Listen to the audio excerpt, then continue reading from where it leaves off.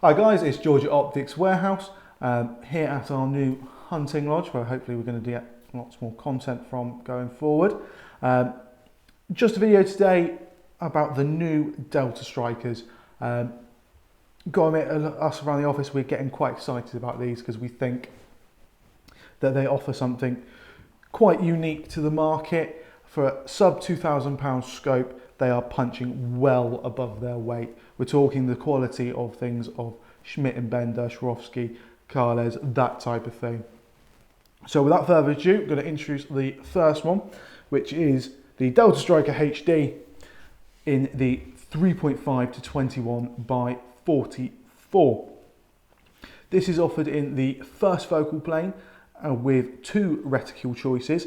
You've got their new DPRC1 and then the DIL1 that they already used. This new reticule is looks really usable, especially for you PRS guys or maybe even HFT. I have one of my colleagues is talking about trying it with that.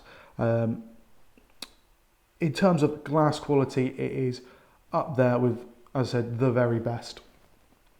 It is nice, light, compact, brilliant, what I would call a crossover scope. You've got a usable magnification of 3.5 to 21, so plenty good for hunting, long range shooting. If you want a scope that can do it all, this is certainly a good choice. So just to run through some of the features, 34mm tube on this one, and a nice little added feature, I don't know how well you can see that there, you've got these little indicator lines on the side, so when you're trying to level it in your mount, you've got something to base that off of. Nice touch there. Coming back to the turrets, so first off, really you've got your side focus there, and they will focus down to 10 yards, so if you want a high-end hunting scope on airgun, rimfire, or 17 HMR, something like that for your general pest control, another good choice. Side scroll illumination, and then just twist off battery cap there. Turrets are a little different on this to the regular Striker. I would call this a Striker Light in such. Very similar style turret, but just miniaturized. So you've got your indicator there for your where you are in your travel. Moves up and down as you move your turret. They are unlocking though, and just move as such. Nice feature though on this is toolless zero restop. It is just pull this cap off here. That comes off. Pull that off, and then you can reset your zero.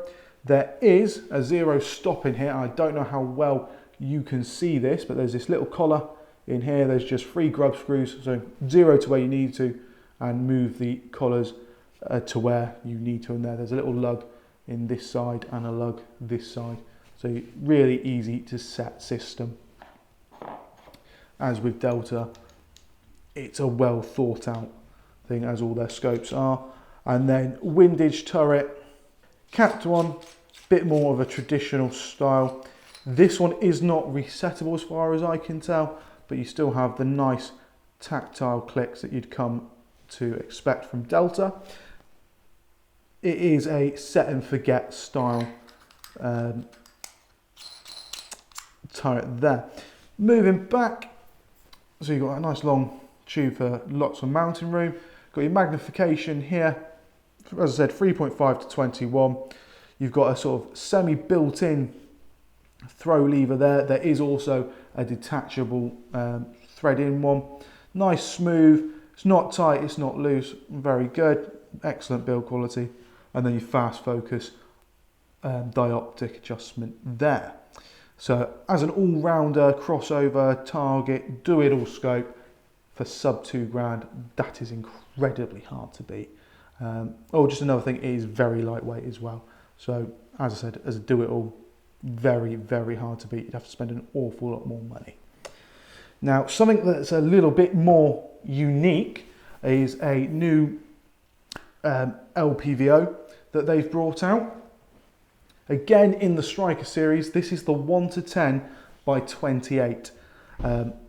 similar in spec to a lot of other scopes of this nature. 28mm objective, 1:10 magnification, first focal plane, but they've done some really clever things here. So starting off from the front, you've got a 28mm objective. It is slightly bigger than some of LPVOs. They're usually 24, something like that. But you do again have that 34mm tube, so lots of adjustment, nice rugged construction. Again, you do have the indicators here on the side for when you're trying to level it within your mount. Nice little touch there. Going back to the turrets, these are lift up to unlock, and again, good audible tactile clicks and 0 resettable on these. Both the elevation and windage are the same style, and here is where it starts getting a bit more unique. On a scope of this spec, they tend to be fixed at 100 yard zeros, but this is parallax adjustable. It says long range there, all the way through to CQB. Now, in real terms, it is a 10-meter focus, so it comes right in close. Going back again, you've got a nice long mounting area in that 34mm tube. You've got your magnification ring here, 1 through to 10, all marked out and graduated.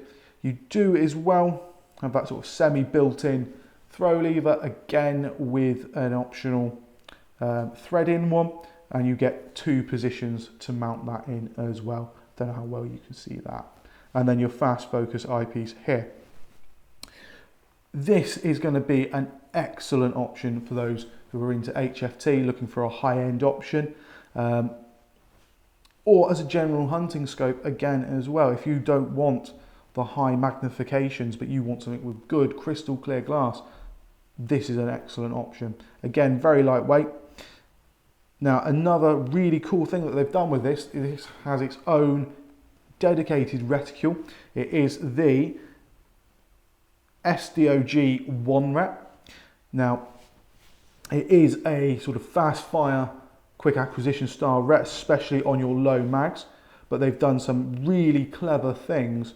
So when you get to 5 mag, the sort of center circle that surrounds the rep just borders your view and through the scope, and you have all your drop downs, and then as you go past that, that's when that disappears. Sounds not that special as I'm describing it, but when you look through it and you see the pictures of it, you'll see how useful that is. So for things like your bracketing, range finding, that sort of thing, and of course it's first focal plane, hence why it moves through. So I think this is going to be a really excellent HFT scope. I know a couple of the guys here are raring to try it. Also, for more information on these scopes, I do on our Optics Warehouse blog, I believe Richard Utton wrote one where he got his hands on these before us, and he gave some rave reviews, especially about that 1 to 10. So another thing to check out. If you want to hear more about these scopes, please give us a call or head over to the website. That's it for now. See you later.